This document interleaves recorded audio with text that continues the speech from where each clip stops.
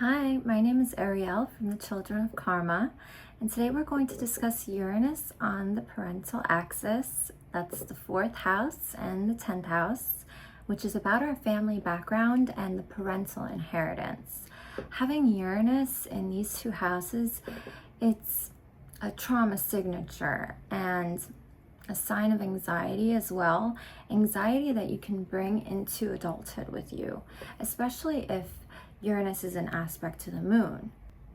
Uranus carries a foresight, a sensitivity towards seeing danger, and this can be from past memories, from childhood even. When I was a child, I developed anxiety. There were these little grooves in the carpet that I would have to step over a particular way, otherwise danger would come. And this followed me again into adulthood. After my father passed away, I would check the door lock, the window locks in the car multiple times before I left, just to ease that tension that had built up. Just this underlying theme of never feeling safe within the home.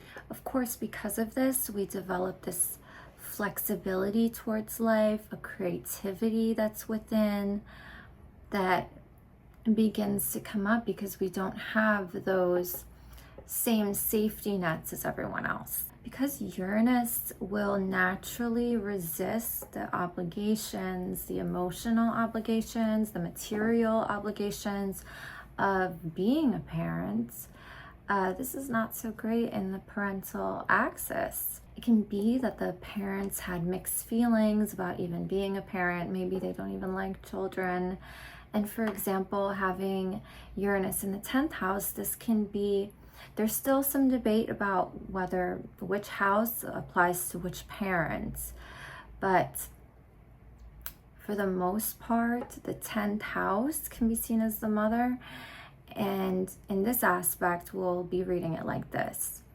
So having Uranus in the 10th house can be an erratic mother, a mother who's very much like on the edge of a breakdown.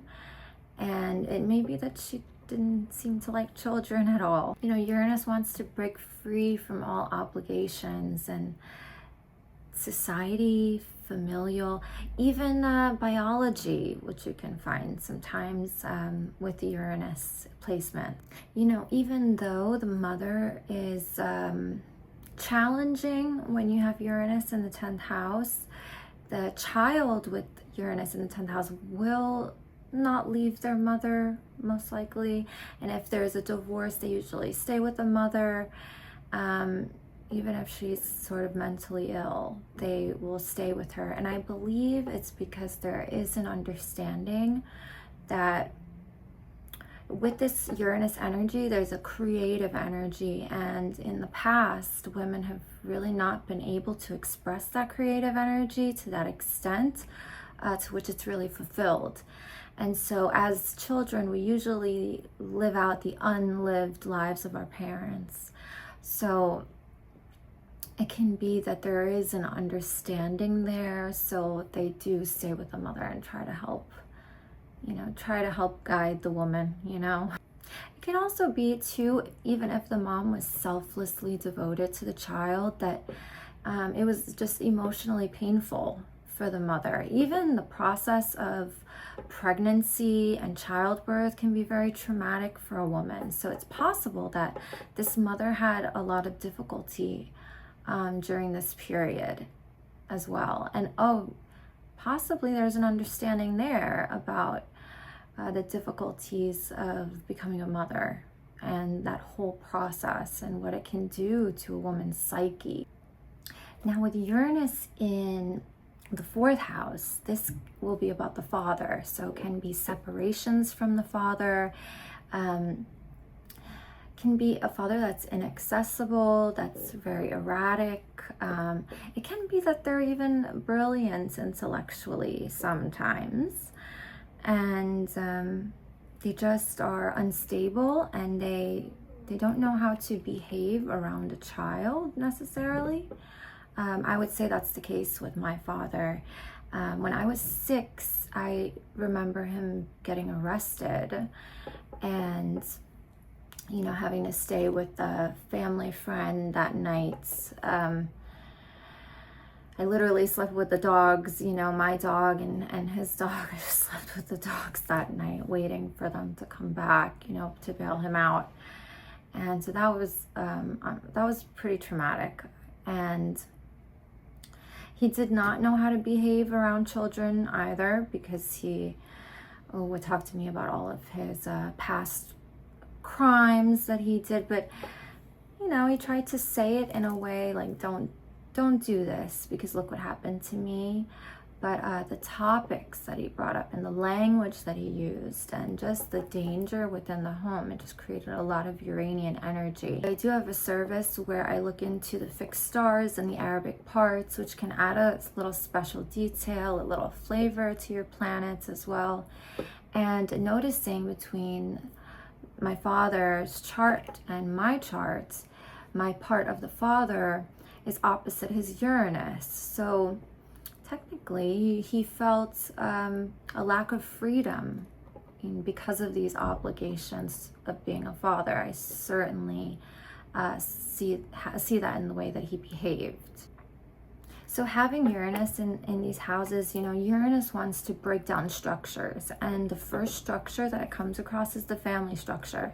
So it wants to break free from, you know, the family beliefs and the limiting beliefs of the family that really set you back. You know, you may even want to go in the total opposite direction of your family. The 10th house, for example, the limiting beliefs in regards to your role in society and the perfect job, and you want to break free from whatever society says is the standard. This can be a very difficult thing to process. It certainly was for me. And I find understanding when I look at the themes of Uranus, which can be about war themes. And there was plenty of war within my father's side of the family. Many people in the army, and this upheaval in the home, possibly from the loss of a husband, brother, father, child, and what kind of disturbances it can cause in the home, and the feeling of safety is totally gone. And it can feel like a lack of love from the parents as well. And perhaps it's not a lack of love, but just an inability to cope with their situation. Perhaps they were on the edge of a breakdown. And if you're on the edge of a breakdown, there's no way that you can handle the needs, the feelings of a child. And, you know, also they could have had a Uranian temperament, like they were stuck in an impossible situation, like they made just a huge mistake and they find themselves stuck. And it's not like they were intentionally trying to harm you with these decisions. So I think it's important for us to pull back and try to understand why these things are occurring, so that we can really put it into perspective. How long has this family been dealing with this particular issue, and am I going to drag it into the future with my family? You know, the past will always hurt a little for a person with Uranus in these houses, because you were robbed of a sense of real belonging in childhood. And when that's taken away, you can never get it back. And even if you were welcomed with open arms, you would be suspicious of it. You wouldn't really believe it. And the way to really ground yourself with this aspect is to find your sense of security in intellectual pursuits, in spiritual pursuits, because you won't find it in the family with Uranus in the 4th house, and you won't find it in career with Uranus in the 10th house. You need to find a more spiritual, intellectual form of grounding for yourself. The benefit here is that you become very tolerant, okay? The wanderer is very tolerant of any sort of acceptance or welcome, you know, even if it's inappropriate, which is a whole other issue. You have this belief that you don't have to be defined by your parents or the circumstances of your birth. That no longer defines you. You define yourself. It's all about perspective.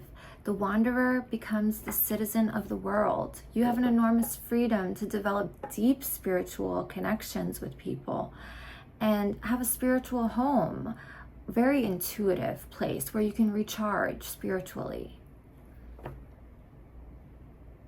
Thank you guys for joining me, and please visit thechildrenofkarma.com for your ancestral pattern service, as well as all the other astrological chart readings that are available there, as well as coaching services. And please like the video, and I'll see you in the next one. Bye.